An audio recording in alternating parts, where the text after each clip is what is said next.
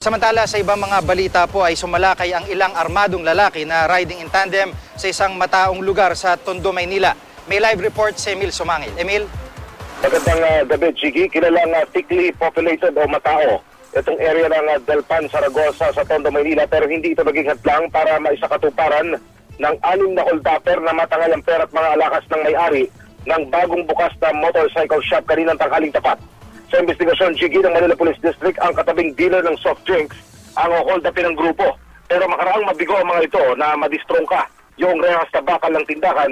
Lumipat ang mga hold-upper sa katabing tindahan ng piyesa ng motorsiklo na kaninang umaga lamang nagbukas.